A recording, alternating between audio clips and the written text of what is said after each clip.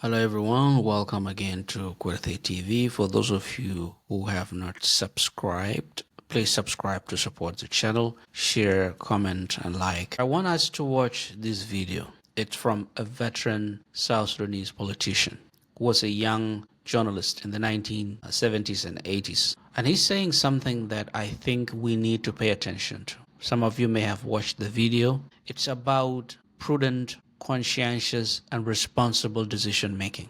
It's about defying your superiors because you know the principles and the moral basis of your decision. So listen to this and I'll comment to emphasize the fundamental value of what he's saying. 1978, I was a middle-class journalist in Radio Juba. And so in 78, the North had wanted Abel Aleri still to continue as the president. So the Anyanya, all of us South Sudan got up that no, enough is enough. This time, it is our commander, our leader, Joseph Lagu, who must contest and be the president of the South. So Southerners went into this democratic process by then, in 78.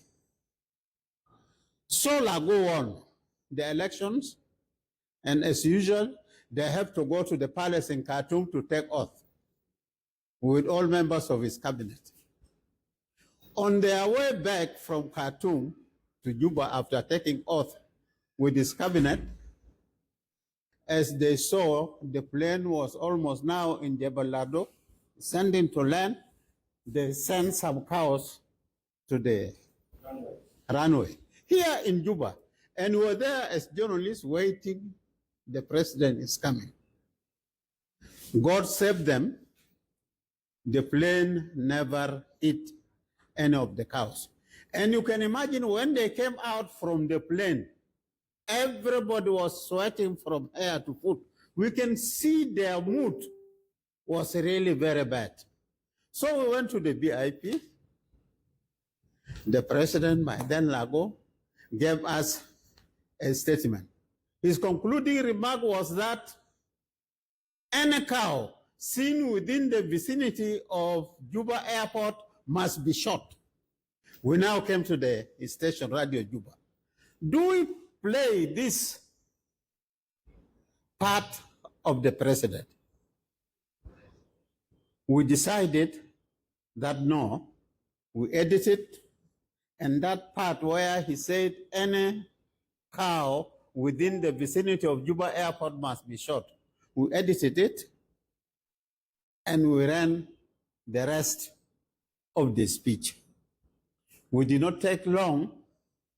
The Vice President, Samuel Arubol, by then, came to the radio fuming. We knew that was the problem. Why was that part of the speech not brought? Who is that staff who did that mistake? The editing was downstairs. We decided to take the Vice President up to the office of the DG. We sat and we explained to him. We said yes. We decided to remove that part because now if we say, if we play that part, anybody just within the vicinity of the airport, and the tension was very high, Denka Equatoria by then, very, very hot. Somebody would just take his gun and start shooting anybody who will be held responsible. It will bring more destruction. This is the reason why we remove it. But we kept the original tape intact as it is, and we played it for him to hear. But this is our reason. Aru looked at us. That one is a professional police officer. He looked at us, said, no, you are really matured. You care for this country. I will go and explain to the president. So Aru went back, told the president, this is exactly what I have found with the staff of Radio Juba. we may cause more death than rescuing lives of people in Juba airport. So they said also, and they came to their senses now after the whole thing has cooled down. Do you know what happened to us? We were all promoted, given one-step promotion the following day. So these are some of the practical examples which you people in the station, sometimes situations like this arise. What do? And you must be ready and strong enough to defend it.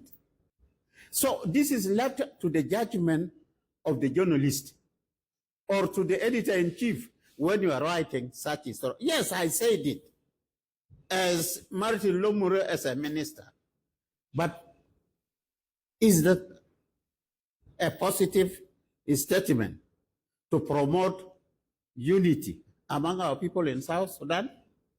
So these are some of the things which sometimes as a journalist you can even take the decision for the common good of the country. Your local community. Now, if you think about what he just said and look at how they defied Lagu and Vice President Arubul, it tells you that these people were principled and they cared about the country. Lagu took the decision because he was very emotional. He had just been inaugurated as the president of Southern Sudan government. What happened to them at the airport, whatever the reasons were, whoever did it, annoyed him.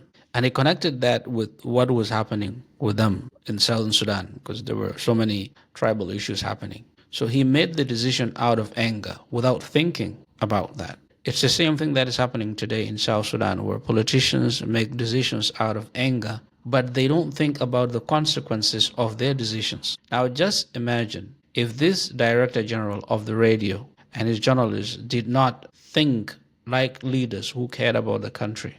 What would have happened? As he said, anyone would have seen this as an open season, that anyone could just shoot the cows, especially people from the Equatorials whose lands and whose farms were being destroyed by the cows. They could have used this as a license to kill anyhow, not just cows, but people. But people whose cows would have been killed would have retaliated. So it would have been a mess. But they made that decision, a prudent decision, a responsible decision, a moral decision. But then they explained to the leadership. They explained to Aru Bol, and then Aru, as vice president, went to Lagu and explained to Lagu. And Lagu realized, to his credit, that he made that decision at the heat of the moment. It was a very emotionally charged decision. He realized, after thinking deeply and looking at the rationale provided by the journalist and the Director General, that decision would kill many South Sudanese and would have exacerbated the ethnic relations, would have led to many deaths. So these are some decisions that leaders need to think about. When they are criticized, when they are called out, they should be able to say what they are saying makes a lot of sense. We've lost that in South Sudan because the leaders have seen themselves, have considered themselves, or they see themselves as infallible, that there are no flaws in whatever they say.